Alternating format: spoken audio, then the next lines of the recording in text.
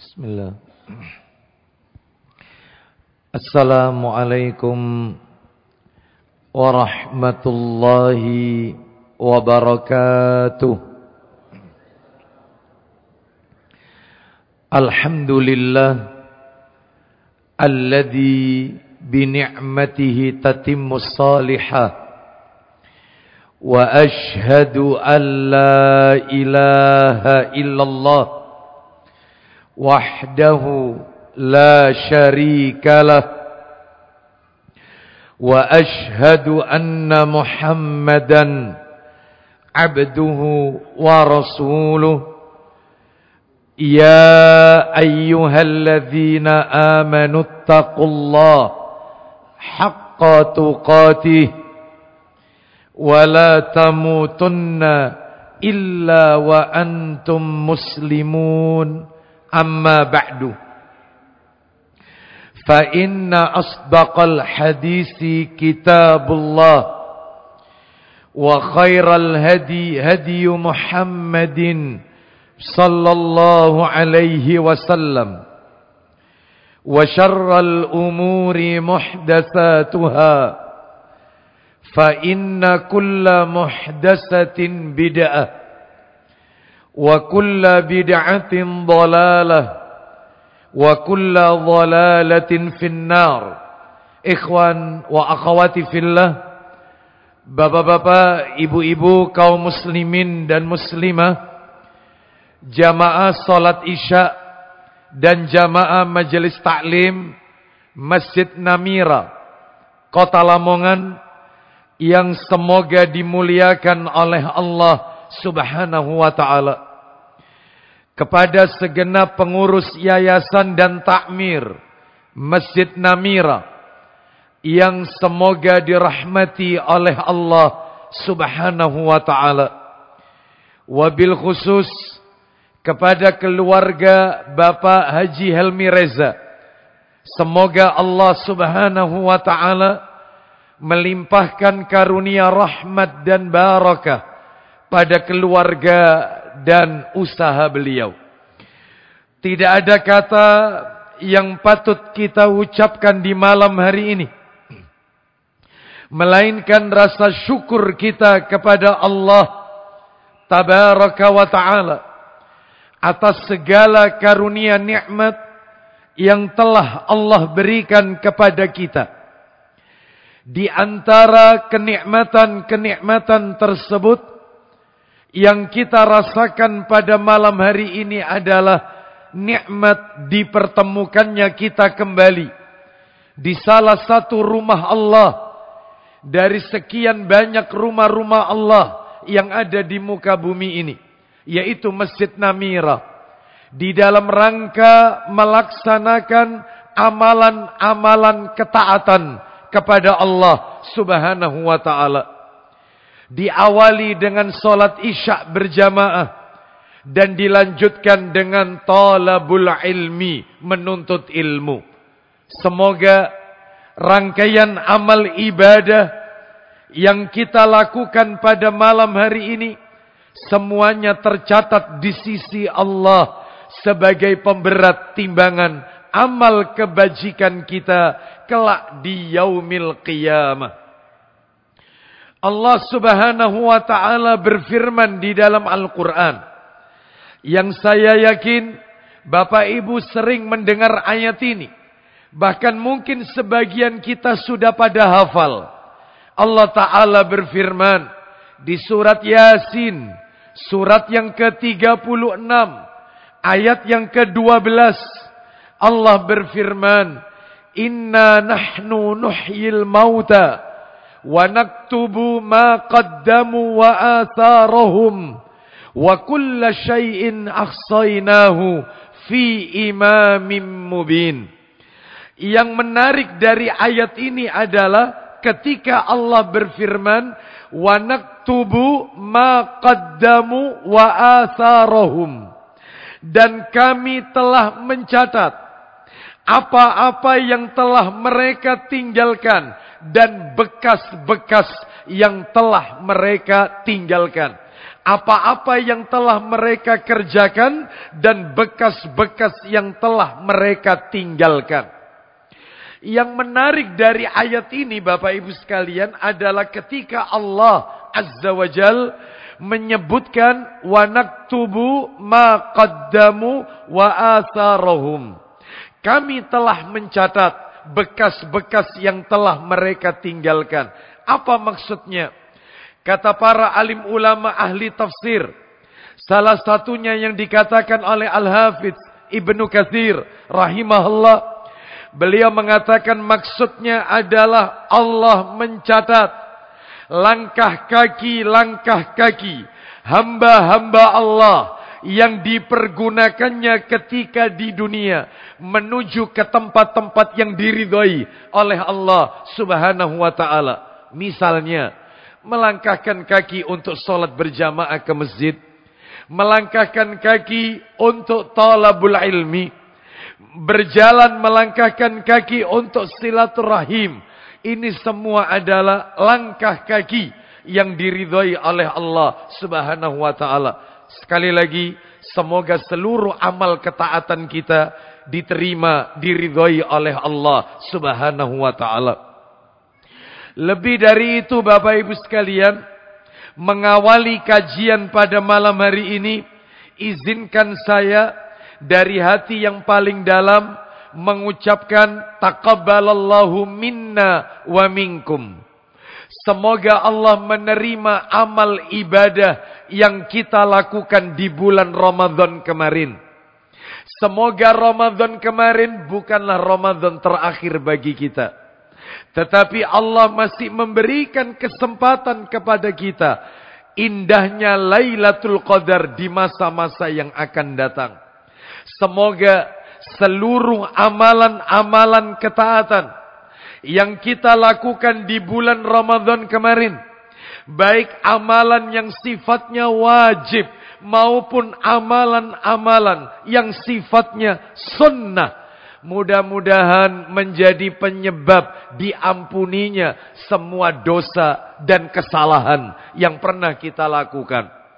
Nabi sallallahu alaihi wasallam bersabda, riwayat Muslim, kata Nabi, as-salawatul khamsu, salat yang 5 waktu, subuh ke zuhur, zuhur ke asar, asar ke maghrib, maghrib ke isya, begitu seterusnya. Wal jum'atu ilal jum'ati, dari Jumat pekan yang lalu ke Jumat pekan ini, Jumat pekan ini ke Jumat pekan berikutnya, begitu seterusnya. Wa ramadhanu ila ramadhana, dari Ramadan tahun yang lalu ke Ramadan tahun ini, Ramadan tahun ini ke Ramadan tahun-tahun berikutnya, begitu seterusnya. Mukaffiratun ma bainahunna idajtunibatil kabair, merupakan sebagai peluntur dosa di antara keduanya selama dosa besar ia tinggalkan, ia jauhi. Sekali lagi kita berdoa semoga Allah mengampuni semua dosa-dosa kita. Dan saya yakin Bapak Ibu sekalian, kalau Ramadan kita kemarin berhasil, kalau Ramadan kita kemarin sukses, saya yakin panjenengan yang ada di Masjid Namira malam hari ini adalah bukanlah kita setahun yang lalu. Bukan. Saya ulang. Kalau Ramadan kita kemarin sukses, Ramadan kita kemarin berhasil, maka kita yang ada di majelis ini bukanlah kita setahun yang lalu. Kenapa? Karena kita yang ada di majelis ini adalah kita yang sudah digembleng oleh Allah dengan lapar melilit perut sebulan penuh, haus mencekik tenggorokan, sabar melawan hawa nafsu, melakukan amalan-amalan ketaatan. Maka tentunya kita telah melakukan pemutihan secara vertikal. Oleh karena itu, maka yang namanya ibadah dengan berakhirnya Ramadan kemarin tidak mengenal garis finish. Ibadah itu tidak mengenal pensiun, Bapak Ibu sekalian. Ramadan lewat, masih menunggu amalan-amalan yang lain di luar Ramadan. Harus istiqomah. ajak istiqomah, tidak fluktuatif. Itu yang diinginkan. Kenapa? Karena kata para alim ulama, laisal idu liman labisal jadid, innamal idu liman ta'atuhu tazid. Idul Fitri itu bukan miliknya orang-orang yang bajunya baru, bukan. Tetapi Idul Fitri itu miliknya orang-orang yang ketaatannya terus bertambah. Mudah-mudahan kita diistiqomahkan oleh Allah Azza wa Jalla. Oleh karena itu, maka kita tentunya selalu berdoa kepada Allah. Semoga semua amalan-amalan kita diterima oleh Allah Azza wa Jalla. Bagi saudara-saudara kita yang Ramadan kemarin ternyata waktunya tidak dihabiskan untuk ibadah, na'udzubillah. Sebaliknya, malah dihabiskan untuk maksiat Ramadan kemarin. Mudah-mudahan pintu taubat masih terbuka lebar untuk mereka. Sebab Nabi bersabda dalam riwayat Ibnu Majah, Innallaha azza wa jal la yaqbalu taubatal abdi ma lam yugharghir. Sesungguhnya Allah azza wa jal pasti menerima taubat seorang hamba selama nyawanya belum sampai di kerongkongan. Mudah-mudahan Allah terima taubat kita semuanya. Bapak Ibu kaum muslimin dan muslimah rahimani wa rahimakumullah. Malam hari ini kita akan lanjutkan pembahasan kita.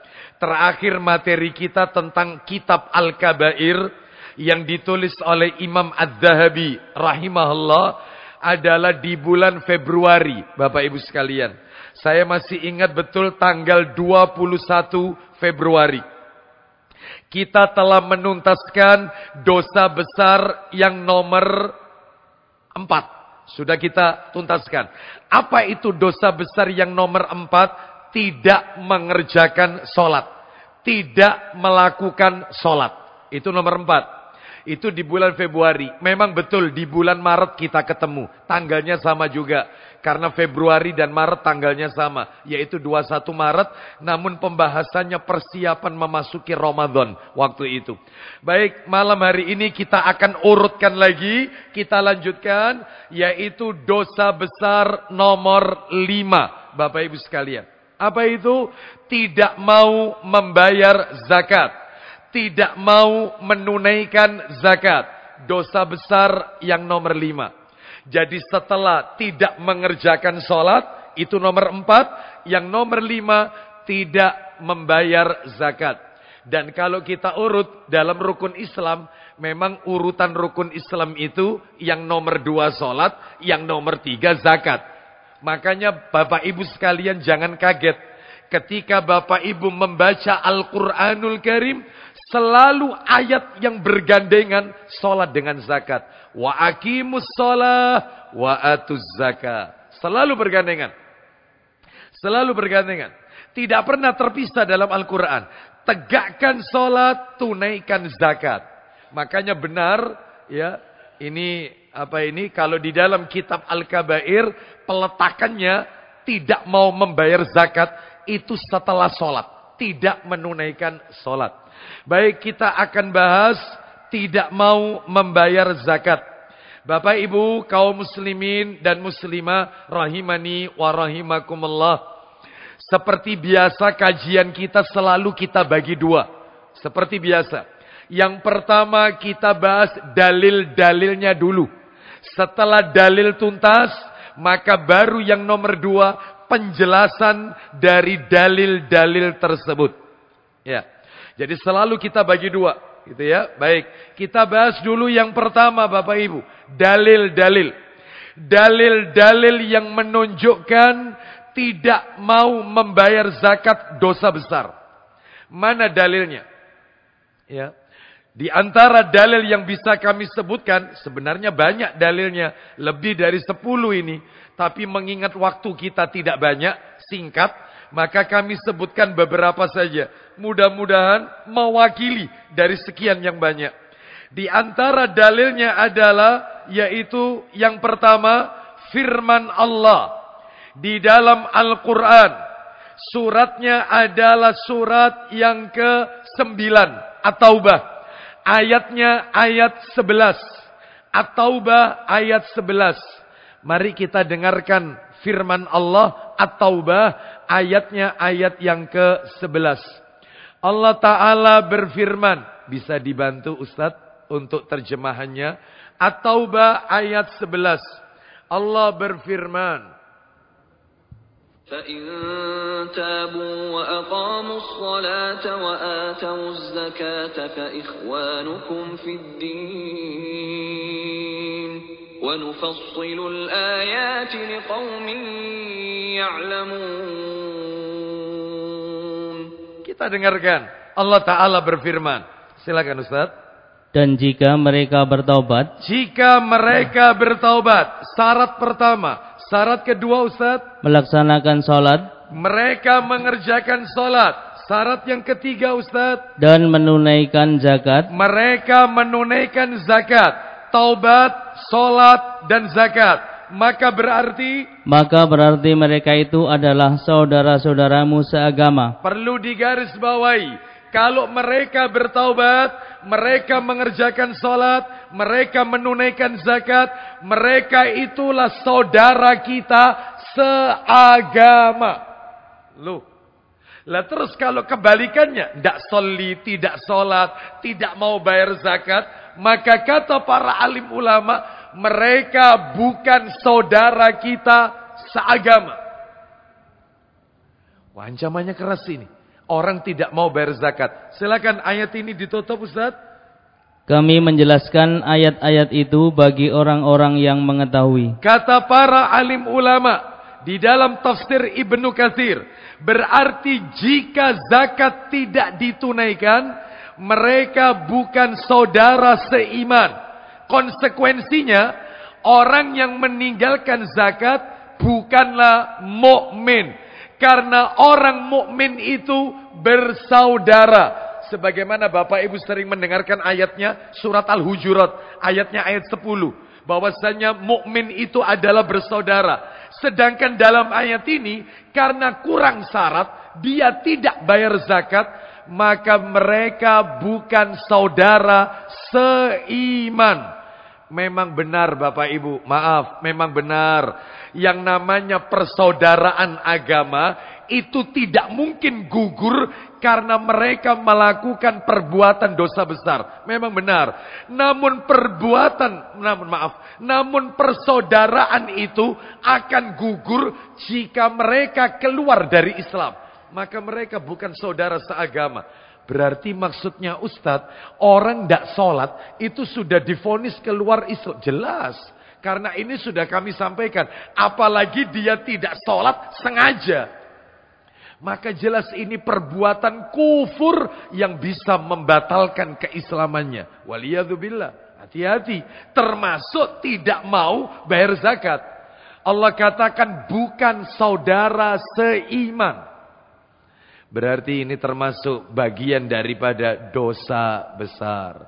Itu dalil yang pertama. Dalil yang kedua, Bapak Ibu sekalian, mari kita dengarkan Quran surat nomor 9. Qurannya sama. Kalau tidak salah hari ini kita bahas yang surat At-Taubah. Di dalam Al-Quran surat nomor 9 At-Taubah, ayatnya 34 dan 35. 34 dan 35. Kita dengarkan. At-Taubah 34 dan 35. Allah Ta'ala berfirman. يا أيها الذين آمنوا إن كثيرا من الأحبار والرهبان ليأكلون أموال الناس بالباطل ويصدون عن سبيل الله والذين يكنزون الذهب والفضة ولا ينفقونها في سبيل الله فبشرهم بعذاب أليم 35 يوم يحمى عليها في نار جهنم فتكوى بها جباههم وجنوبهم وظهورهم هذا هذا ما كنزتم لأنفسكم فذوقوا ما كنتم تكنزون. Silakan Ustaz. Wahai orang-orang yang beriman, sesungguhnya banyak dari orang-orang alim dan rahib-rahib mereka benar-benar memakan harta orang dengan jalan yang batil. Dan mereka menghalang-halangi manusia dari jalan Allah. Dan orang-orang yang menyimpan emas dan perak, mereka tidak keluarkan zakatnya. Terus, dan tidak menginfakkannya di jalan Allah, maka berikanlah kabar gembira kepada mereka bahwa mereka akan mendapat azab yang pedih. Mereka mendapatkan azab yang pedih. Ayat 35 rinciannya, silakan. Ingatlah pada hari ketika emas dan perak dipanaskan dalam neraka jahanam. Emas dan perak dipanaskan dalam neraka jahanam. Lalu dengan itu disetrika dahi, lambung dan punggung mereka. Lalu dengan itu disetrika dahinya, lambungnya dan punggung mereka seraya dikatakan kepada mereka. Apa kata Allah Azza wa Jalla kepada penduduk neraka yang ketika di dunia tidak mau mengeluarkan zakatnya? Lanjut. Inilah harta bendamu yang kamu simpan untuk dirimu sendiri. Maka rasakanlah akibat dari apa yang kamu simpan itu. Rasakan akibat dari apa yang tidak kau keluarkan, yaitu tidak kau keluarkan zakatnya. Ini menunjukkan bukti kepada kita, karena ada ancaman neraka, maka dia termasuk dosa besar. Ya. Jadi ini dalil yang kedua bagi mereka yang tidak mau bayar zakat. Dalil yang ketiga, Bapak Ibu sekalian, kita lihat, yaitu dalil yang terakhir dalam Al-Quran. Selebihnya nanti hadis Nabi. Kita lihat dalil yang ketiga, dalil terakhir dalam Al-Quran. Surat nomor 41. Fussilat. Surat Fussilat. Surat nomor 41. Ayatnya ayat 6 dan 7. Ayat 6 dan ayat 7. Allah Ta'ala berfirman. Fussilat 6 dan 7. قل إنما أنا بشر مثلكم يوحى إلي أنما إلهكم إله واحد فاستقيموا إليه واستغفروه وويل للمشركين الذين لا يؤتون الزكاة وهم بالآخرة هم كافرون. Kita lihat, silakan Ustaz. Katakanlah Muhammad, aku ini hanyalah seorang manusia seperti kamu yang diwahyukan kepadaku bahwa Tuhan kamu adalah Tuhan yang Maha Esa. Oleh karena itu, tetaplah kamu beribadah kepadanya dan mohon ampunlah kepadanya. Dan celakalah bagi orang-orang yang menyekutukannya. Baik, perhatikan baik-baik. Ditutup ayat 6 ini, celakalah bagi orang-orang musyrik, orang-orang yang menyekutukan Allah. Lanjut Ustadz ayat 7-nya penjelasan. Siapa yang dimaksud orang musyrik dalam ayat ini? Silakan. Yaitu orang-orang yang tidak menunaikan zakat dan mereka ingkar terhadap kehidupan akhirat. Jadi jelas sekali di dalam ayat ini, orang-orang yang tidak mengeluarkan zakat tergolong orang yang tidak mentauhidkan Allah. Bayangkan. Lah kalau dia tidak mentauhidkan Allah, berarti bisa mempengaruhi cacatnya akidah. Oleh karena itu ini termasuk ancaman keras bagi mereka yang tidak mau membayar zakat. Sekarang kita masuk dalil yang nomor 4. Minta tolong dibuka, yaitu kitab Sahih Targhib wa Tarhib. Minta tolong saya bawa kitabnya. Sahih Targhib wa Tarhib. Jilidnya jilid 2. Nomor hadis 757. 757. Sahih Targhib wa Tarhib 757. Hadisnya bersumber dari Ibnu Huzaimah, riwayat Ibnu Huzaimah, Ahmad, Abu Ya'la dan Ibnu Hibban dari sahabat Masruq radhiyallahu an, dia berkata, Abdullah bin Umar radhiyallahu anhuma berkata, silakan, akilur riba wa mukiluhu wa syahidahu idza alimahu. Silakan Ustaz. Dari Masruq, dia berkata, Abdullah berkata, orang-orang yang memakan riba. Satu, orang yang memakan riba. Terus, orang-orang yang memberi riba. Orang yang memberi makan dari harta riba. Itu nomor 2. Orang yang makan riba. Satu. Yang nomor 2, orang yang memberi makan orang lain dari hasil riba. Itu nomor 2. Nomor 3, kedua saksinya jika keduanya mengetahuinya. Kedua saksi yang terkait transaksi riba kena juga. Termasuk notarisnya Ustaz. Iya, termasuk kena. Karena dia yang mengakadkan itu. Kena juga masuk di sini. Itu yang ketiga. Lanjut kemudian. Wanita yang membuat tato dan yang meminta dibuatkan tato. Wanita yang membuat tato, mentato dirinya. Itu yang nomor 3. Nomor 4, atau yang minta dibuatkan tato. Orang yang minta. Sama juga ini. Terus lanjut yang kelima.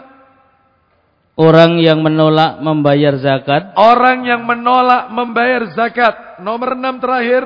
Dan orang yang murtad sebagai orang-orang Arab Badui setelah dia berhijrah. Maka mereka semua dilaknat melalui lisan Muhammad sallallahu alaihi wasallam pada hari kiamat. Orang-orang yang kami sebutkan tadi dilaknat oleh Rasulullah sallallahu alaihi wasallam. Berarti mereka yang tidak mau membayar zakat mendapatkan ancaman laknat dari Nabi sallallahu alaihi wasallam. Ini menunjukkan bukti bahwasanya tidak mau membayar zakat adalah dosa besar. Karena salah satu ciri dosa itu dikatakan besar, salah satu cirinya adalah adanya ancaman laknat bagi pelakunya. Diancam kutukan, laknat atau murka bagi pelakunya. Itu ciri dosa itu masuk kategori besar. Kita lanjut, yaitu dalil yang nomor 5. Kita tutup sampai nomor 6 saja ya. Dalil yang kelima. Silakan dibuka kitab Sahih Targhib wa Tarhib nomor 762, riwayat At-Tabrani 762. Kita dengarkan. Silakan Ustaz. Dari Anas bin Malik radhiyallahu an, dia berkata, Rasulullah sallallahu alaihi wasallam bersabda, "Mani'uz zakati yaumal qiyamati finnar." Silakan. Orang yang tidak membayar zakat akan berada di neraka pada hari kiamat. Jelas ada ancaman neraka, berarti dosa besar. Terakhir, dalil ke-6, bagi mereka yang tidak mau bayar zakat masuk kategori dosa besar. Nomor hadis 763 dalam kitab Sahih Targhib wa Tarhib. Riwayatnya adalah riwayat At-Tabrani, Al-Hakim dan Baihaqi. Dari sahabat Buraidah radhiyallahu an. Silakan. Dari Buraidah radhiyallahu an, dia berkata, Rasulullah sallallahu alaihi wasallam bersabda, "Ma mana'a qaumun az-zakah illa batalahumullahu bis-sinin." Silakan. Tidaklah suatu kaum menolak membayar zakat melainkan Allah menimpakan paceklik panjang kepada mereka. Tidaklah suatu kaum menolak bayar zakat, maka Allah akan turunkan kemarau panjang pada kaum tersebut. Nah, ini merupakan ancaman keras bagi mereka yang tidak mau bayar zakat. Sekarang Bapak Ibu kita masuk materi nomor 2, yaitu penjelasan dari hadis-hadis tersebut.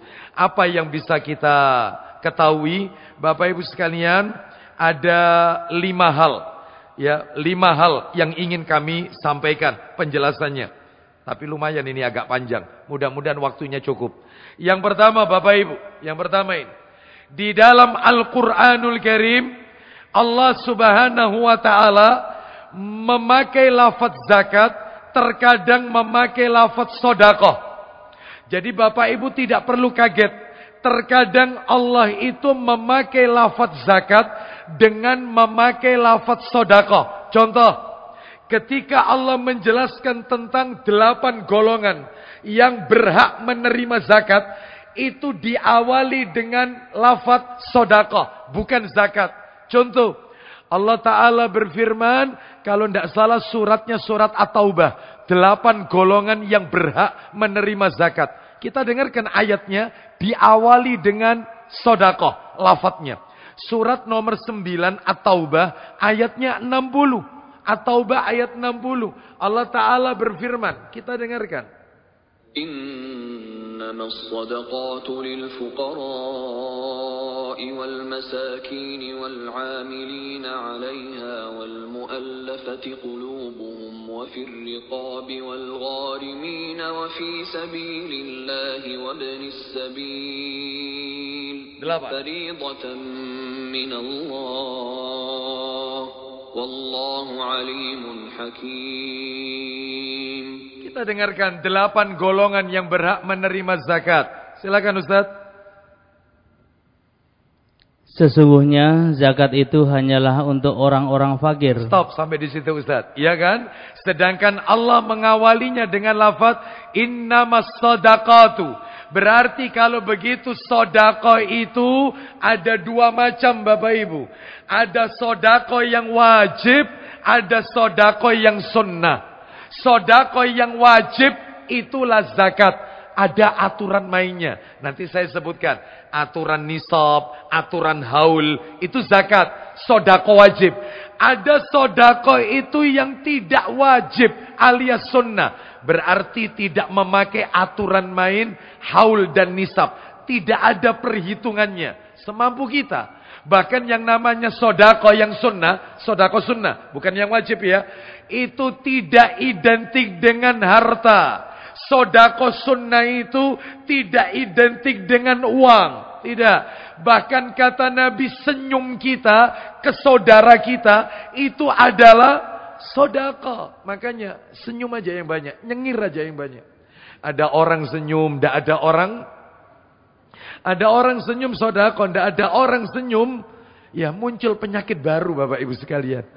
Oleh karena itu, berarti sedekah itu tidak identik dengan harta. Apalagi Nabi pernah bersabda, kullu ma'rufin sedekah. Setiap kebaikan itu sedekah. Bahkan Nabi pernah mengatakan, yaitu bersedekahlah kalian setiap pagi dengan 360 tulang persendian. Ternyata manusia ini kalau dites, yaitu dilihat pada anatomi tubuh, ternyata benar.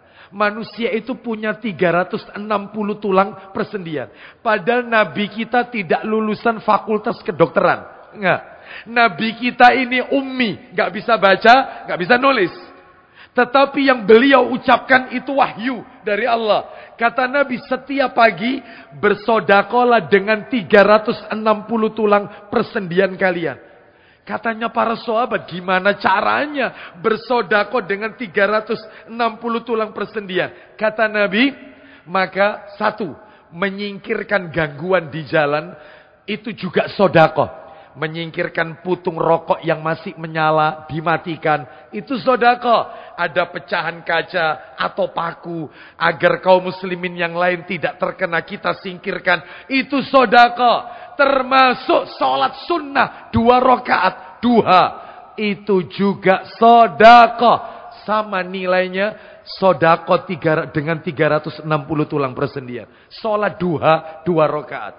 Berarti kalau gitu kembali ke materi kita, sedekah sunnah itu tidak identik uang, nggak mesti uang.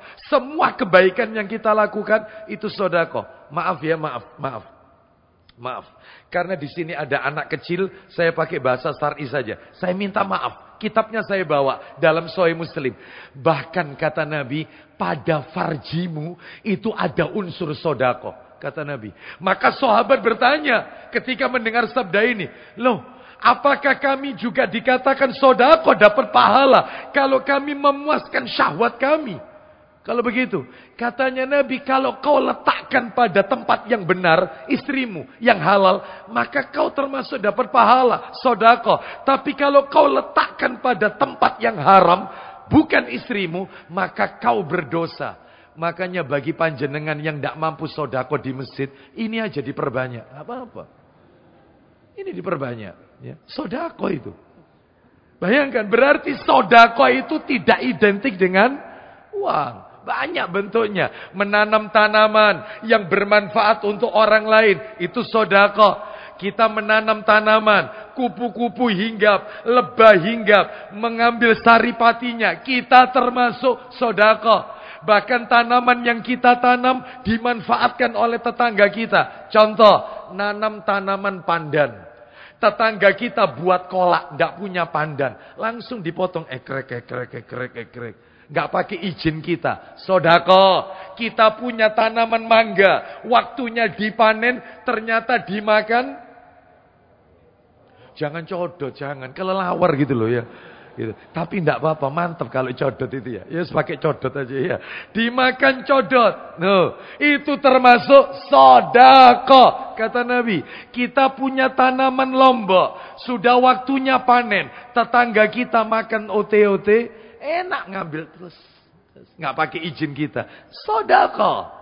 Makanya pada waktu itu ada jamaah saya, waktu masih booming-boomingnya, mahalnya tanaman gelombang cinta. Waktu itu booming, mahal-mahalnya tanaman gelombang cinta. Saya nggak tahu sekarang harganya berapa. Yang jelas nggak kayak dulu lah. Ya, itu. Bahkan mungkin katanya nggak ada harganya mungkin sekarang. Bapak Ibu, ternyata tanaman ini dia beli mahal dimakan kambing. Dimakan kambing.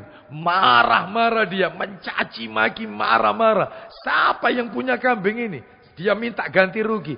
Saya katakan bahwasanya apa yang kau tanam ini, apa yang tanaman yang dimakan oleh kambing itu, kau dapat sedekah, dapat pahala sedekah.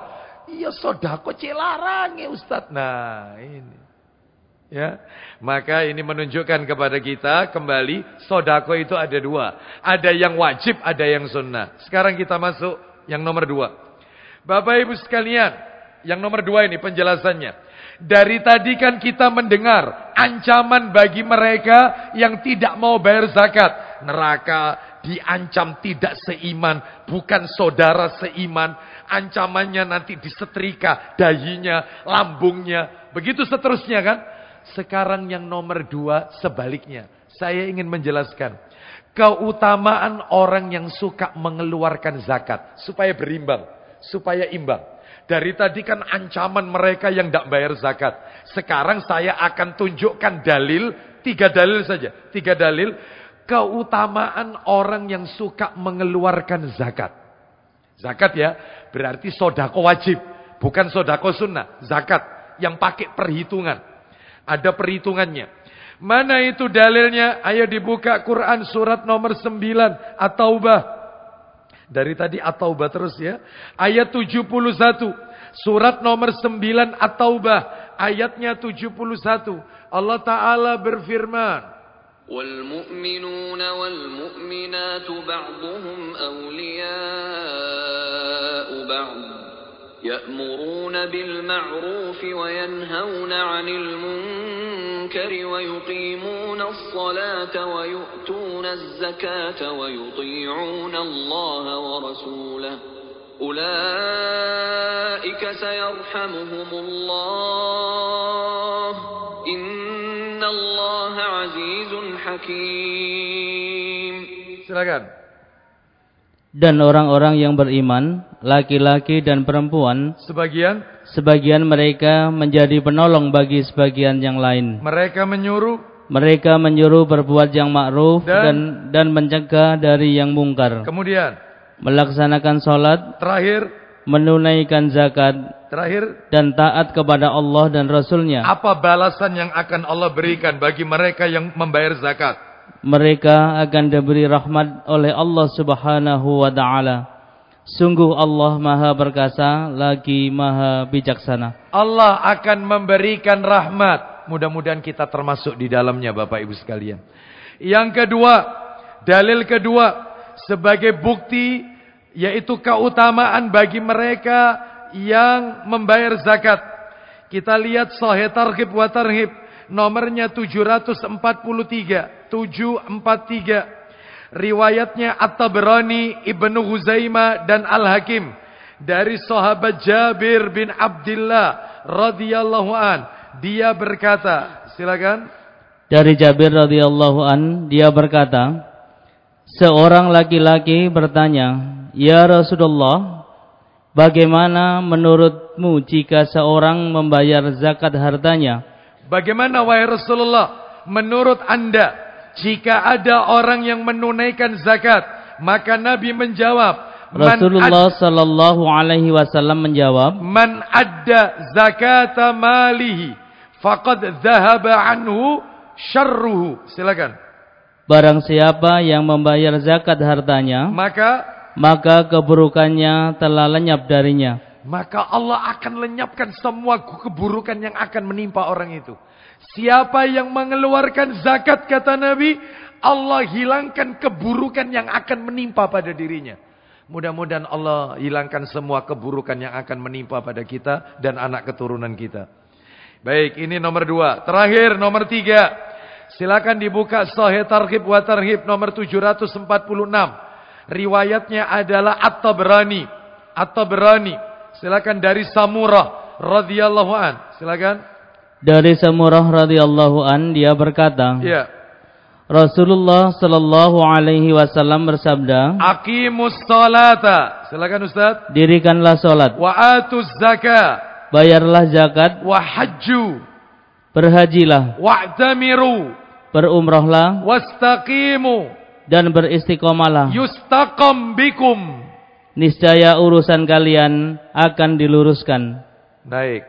Kata Nabi, dirikan salat, bayar zakat, pergi haji, pergilah kalian umrah. 4 ya berarti.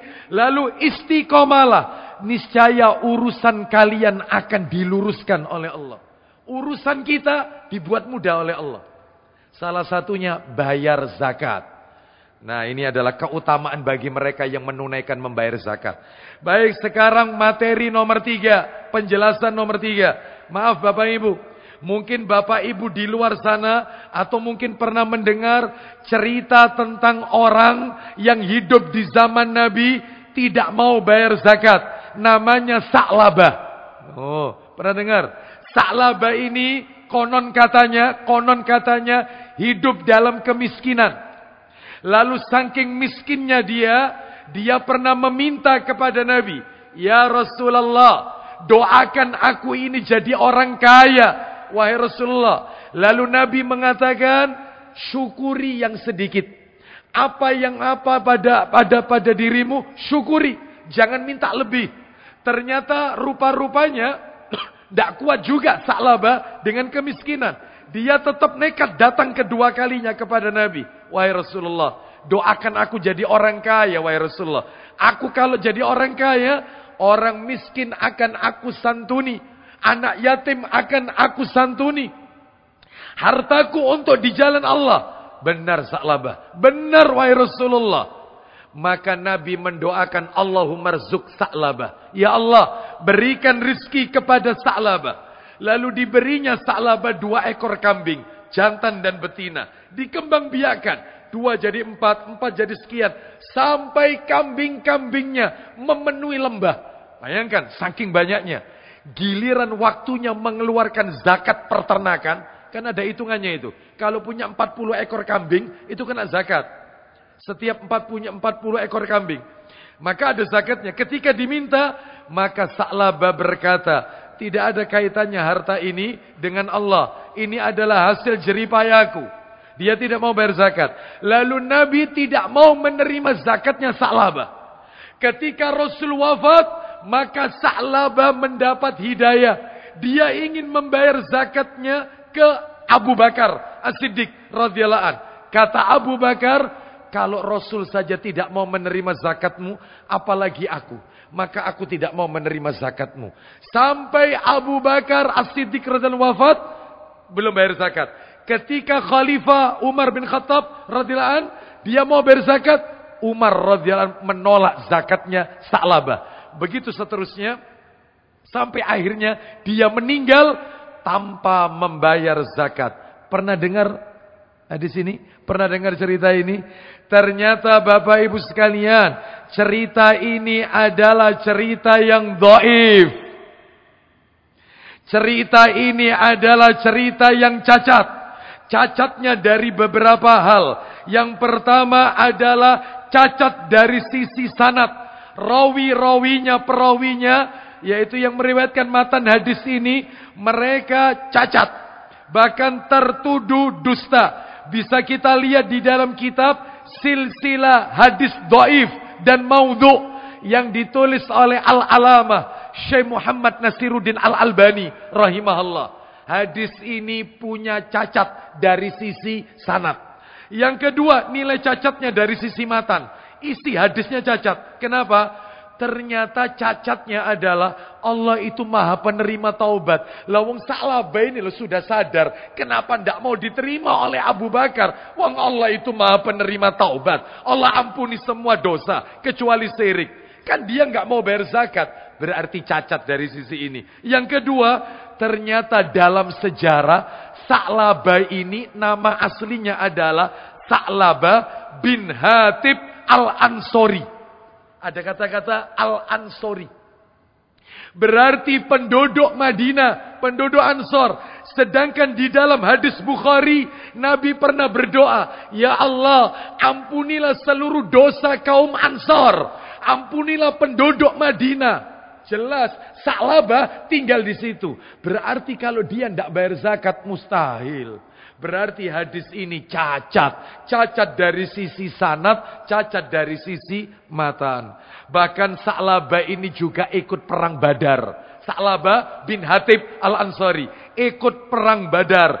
Ketika perang Badar, Nabi berdoa, "Ya Allah, ampunilah semua dosanya orang-orang yang mengikuti perang Badar." Termasuk Sa'labah. Kok aneh zakatnya tidak diterima? Cacat. Makanya jangan dipercaya cerita ini. Coret. Oh, banyak cerita-cerita yang populer di masyarakat yang ternyata derajatnya maudhu, palsu. Bahkan ada yang dhaif dan seterusnya. Banyak. Mau tahu contohnya yang populer di masyarakat?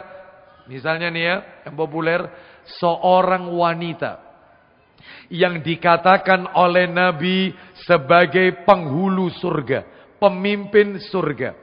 Bagaimana ceritanya? Wanita ini saat suaminya pergi, maka datang berita kepada wanita ini, ayahnya sakit. Maka dia tidak mau keluar rumah karena belum izin sama suaminya. Pernah dengar cerita ini? Pernah dengar ya? Lalu kemudian ternyata ayahnya sakitnya tambah parah. Datang ke rumah wanita ini lagi. Aku tidak mungkin keluar rumah karena aku belum izin sama suamiku. Sampai ayahnya sakaratul maut. Sampai ayahnya meninggal. Wanita ini tetap tidak mau keluar rumah karena belum izin sama suaminya. Sampai dia tidak bisa melihat terakhir kali raut wajah ayahnya. Maka dia tetap nggak keluar rumah. Lalu Nabi berkata, dalam riwayat ini dikatakan, itulah penghulu pemimpin wanita di surga. Yang pandai memelihara kehormatan diri. Dan dia taat kepada suami. Tidak keluar kecuali dengan izin suami. Ternyata cerita ini palsu, Bapak Ibu sekalian. Ya, palsu, dusta. Kenapa? Dari mana dustanya? Satu, kalau memang dikatakan wanita itu pemimpin surga, bukankah pemimpin surga itu hanya 4? Hanya 4. Wanita penghulu surga, wanita terbaik yang ada di surga. Miss Universe dunia akhirat.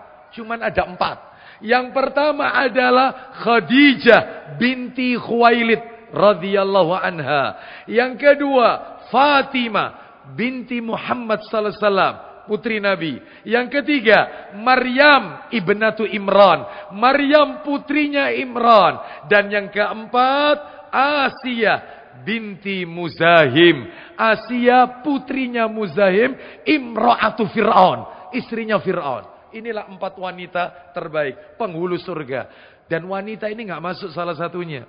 Dan yang kemudian yang berikutnya ternyata dari sisi sanad juga cacat. Sehingga ini dusta. Jangan diyakini. Ya. Ada lagi di masyarakat, seorang anak masuk neraka. Lalu bapaknya masuk surga. Si anak nuntut kepada Allah. Ya Allah, aku bisa seperti ini gara-gara orang tuaku tidak mendidik aku. Maka ayahnya yang sudah tinggal di surga dikeluarkan oleh Allah menemani anaknya masuk dalam neraka. Pernah dengar cerita ini? Hadis ini adalah riwayat Facebook. Hadis riwayat WA. Hadis riwayat Instagram. Hadis ini palsu pol, Bapak Ibu. Kenapa kok pakai pol?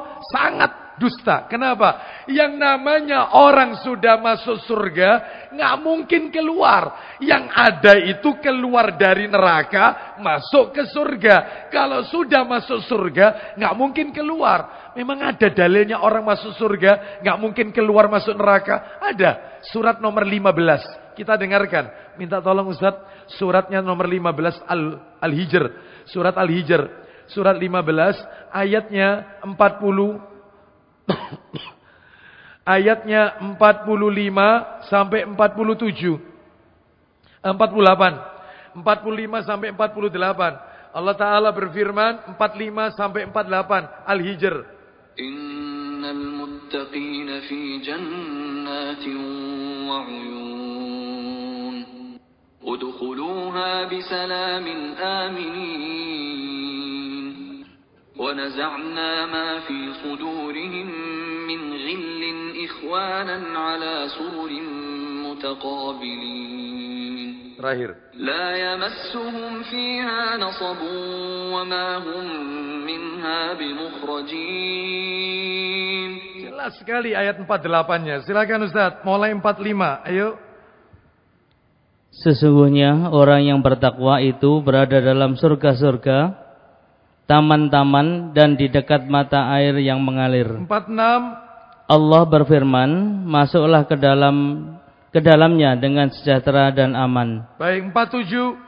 Dan kami lenyapkan segala rasa dendam yang ada di dalam hati mereka. Mereka merasa bersaudara, duduk berhadap-hadapan di atas dipan-dipan. Terakhir nomor 48. Mereka tidak merasa lelah di dalamnya.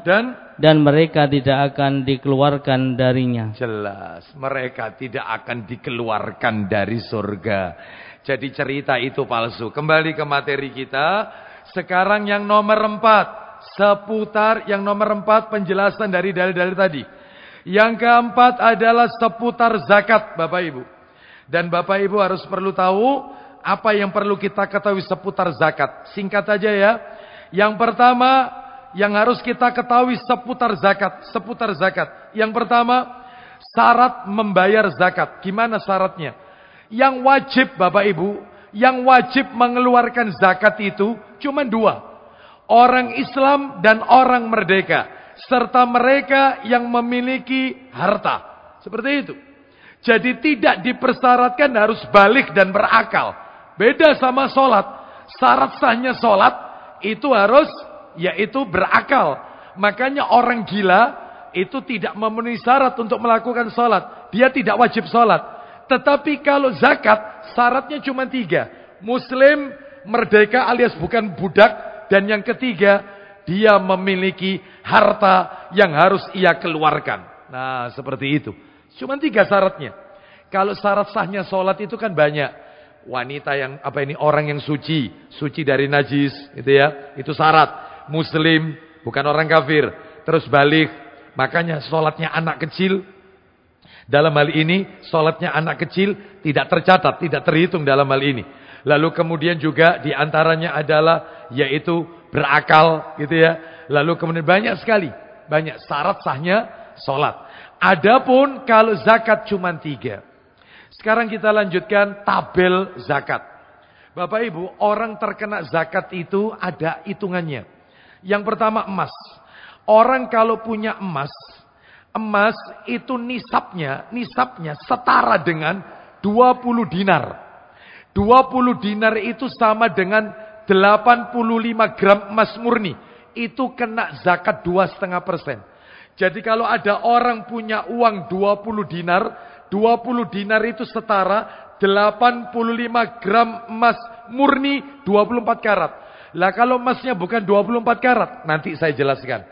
Jadi 85 gram emas murni 24 karat, itu sama dengan 20 dinar. Itu kena zakat 2,5%. Itu kalau emas. Ya. Lah kalau perak itu kalau punya perak maka nisabnya 200 dirham setara dengan berapa? 595 gram perak murni. Itu baru kena zakat 2,5%. Jadi kalau punya perak jumlahnya itu 595 gram. Atau kalau mata uang dirham 200 dirham. Itu kena zakat 2,5%. Kalau sudah memenuhi 1 tahun loh ya. Berjalan 1 tahun ini tentunya. Yang nomor 3. Yaitu zakat mata uang, zakat penghasilan. Ya. Jika telah mencapai nisabnya perak atau emas, maka kena 2,5%. Jadi kalau kita punya penghasilan kita selama setahun itu, ternyata harta kita yang kita tabung setara dengan emas 85 gram atau perak 595 gram. Maka terkena 2,5%. Gitu ya. Itu zakat penghasilan. Lalu kemudian kalau punya hewan ternak. Hewan ternak yang perlu dikeluarkan zakatnya adalah onta, sapi, kambing. Onta, sapi, kambing.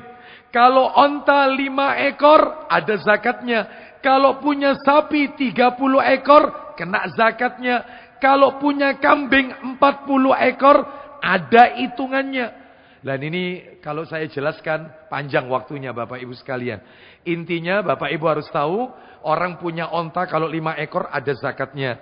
Orang kalau punya sapi jumlahnya 30 ekor, ada zakatnya. Kena. Orang kalau punya kambing 40 ekor, ada zakatnya. Terkena zakat, yaitu hewan. Lalu ada lagi hasil pertanian. Hasil pertanian. Dibedakan. Jadi hasil pertanian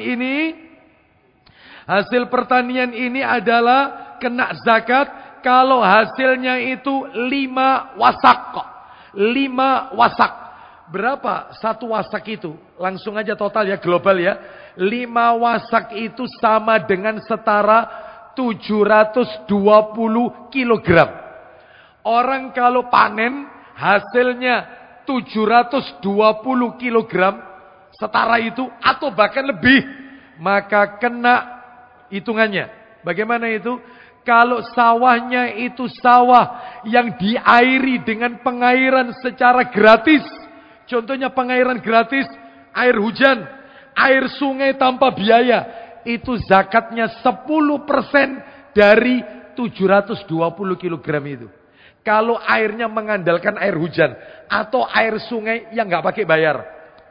Tetapi kalau airnya itu adalah berdasarkan air yang membutuhkan biaya, pompa dan seterusnya, butuh keluar biaya, maka zakatnya 5% dari 720 kilogram tadi. Tetapi kalau sawahnya itu terkadang mengandalkan hujan, terkadang yaitu pakai pompa.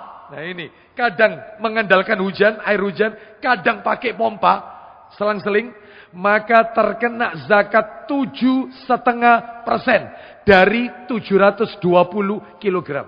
Itu zakat pertanian, hasil pertanian. Dan nomor 6, barang dagangan. Barang dagangan.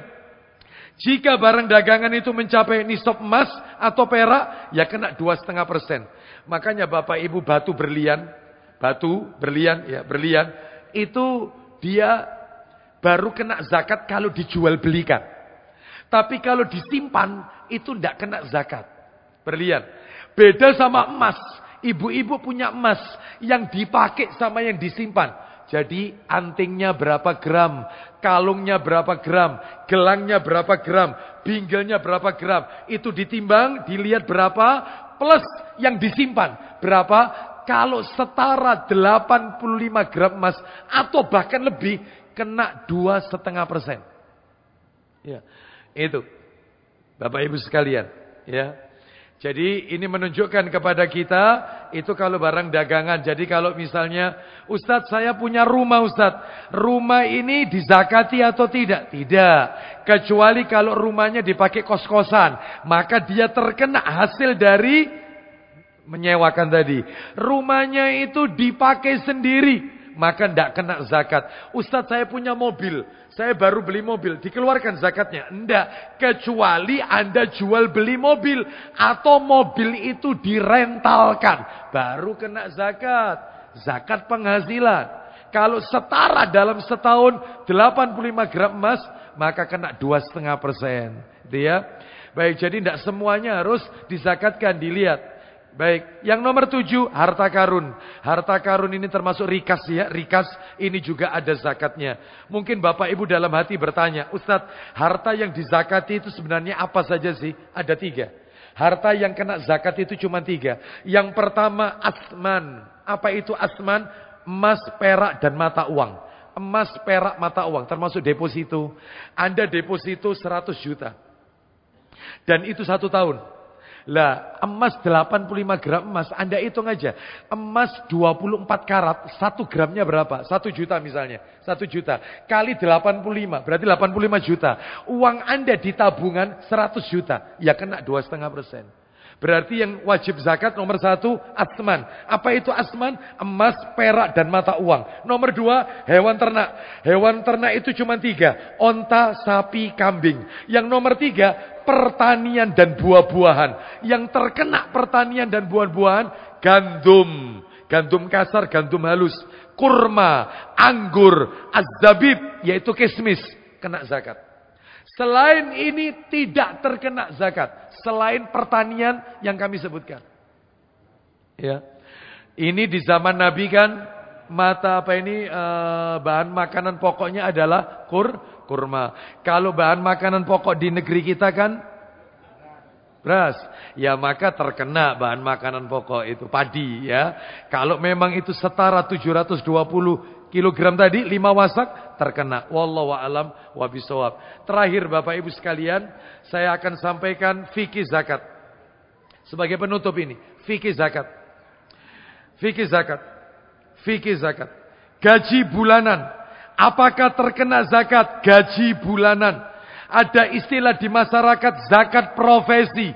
Maaf Bapak Ibu sekalian, secara tegas saya katakan gaji itu sudah ada sejak zaman Rasulullah sallallahu alaihi wasallam.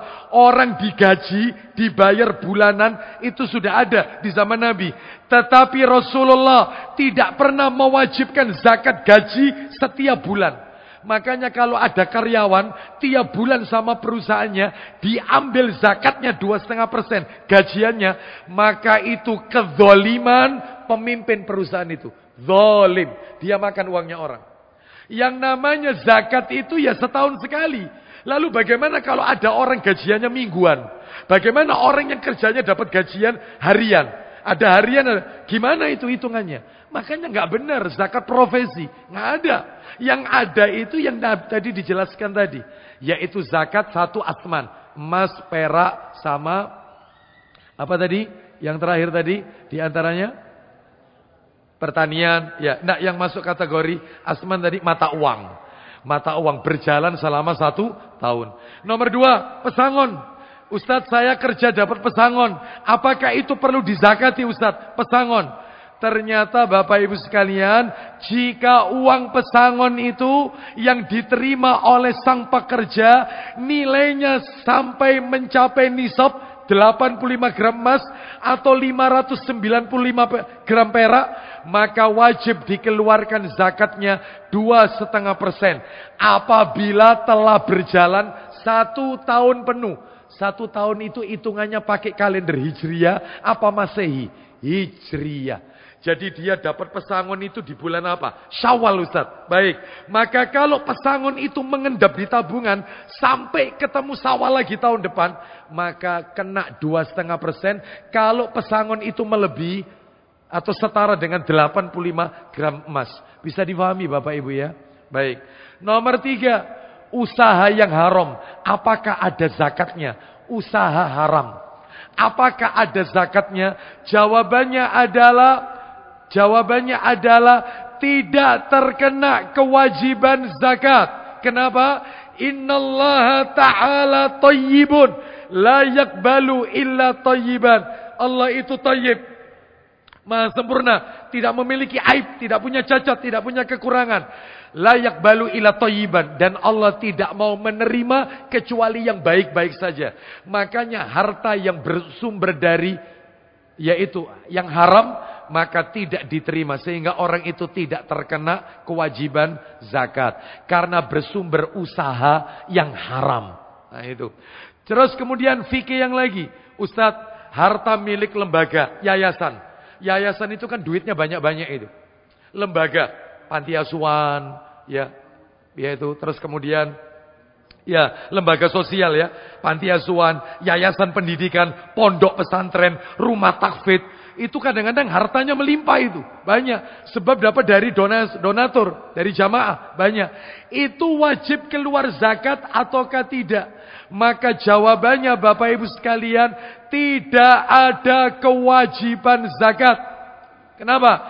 Karena harta milik lembaga, harta milik yayasan atau yang sejenisnya bukan milik perorangan, melainkan untuk diinfakkan di jalan Allah. Jadi tidak kena zakat, tapi infak sodako untuk kepentingan umat.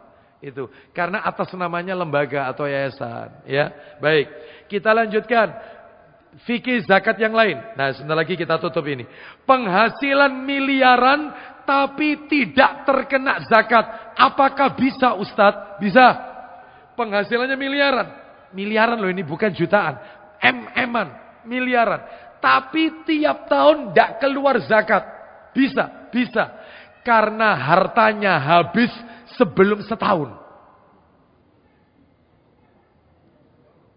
Sebelum setahun. Contoh, tak kasih contoh ya. Real ini. Contoh, yaitu seorang ulama yang bernama Al-Laits bin Sa'ad rahimahullah. Al-Laits bin Sa'ad. Beliau ini punya penghasilan setiap bulan loh, mohon maaf, dalam setahun. Setahun penghasilannya Al-Laits 12.000 dinar. Bukan dirham loh ini. 12.000 dinar. Itu setara 25 M plus 500 juta. 25,5 M setahun. Ternyata dia tiap tahun tidak keluar zakat. Kenapa? Karena begitu dapat uang itu, setahun itu, dia dapat, misalnya sekarang ini, dia dapat langsung diberikan kepada ulama-ulama pada waktu itu.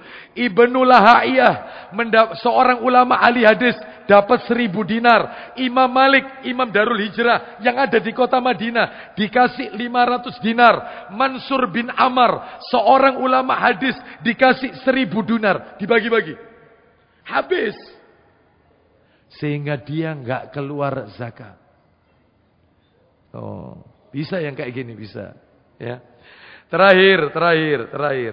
Laki-laki yang memakai emas perlukah dizakati? Ada nggak laki-laki pakai emas?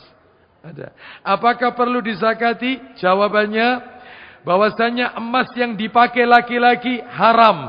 Tetapi dia wajib mengeluarkan zakat menurut kesepakatan ulama. Zakat yang dia simpan ataupun yang dia pakai. Meskipun dia memakai emas itu haram hukumnya. Laki-laki memakai emas. Wallahu a'lam wa bishawab. Jadi materi kita tuntas Bapak Ibu. Dosa besar yang nomor 5. Tidak mau membayar zakat. Insya Allah kita akan lanjutkan pada kesempatan yang akan datang. Dosa besar yang nomor 6. Ini saya tidak menyentuh zakat fitrah, enggak, saya enggak nyentuh. Saya juga tidak menyentuh tentang rincian keterangan fikih zakat, enggak. Nanti materinya silakan diminta ke takmir masjid. Saya akan kirimkan melalui file PDF yang lengkap. Jadi ada 8 halaman materi ini. Panjang rincian penjelasannya. Yang tidak mungkin saya jelaskan cuma cukup 1 jam. Nggak mungkin, ya. Makanya nanti untuk lebih detailnya bisa dilihat di file PDF-nya, keterangan lengkapnya. Wallahu a'lam wa bishawab. Demikian, mudah-mudahan ilmu yang kita dapatkan malam hari ini berkahi oleh Allah Azza wa Jalla menjadi ilmu yang bermanfaat. Kita tutup wassallallahu ala nabiyyina wa ala alihi wa sahbihi wasallam. Subhanakallahumma wa bihamdika asyhadu an la ilaha illa anta astaghfiruka wa atubu ilaik. Wa akhiru da'wana anil hamdulillahi rabbil alamin. Assalamualaikum warahmatullahi wabarakatuh.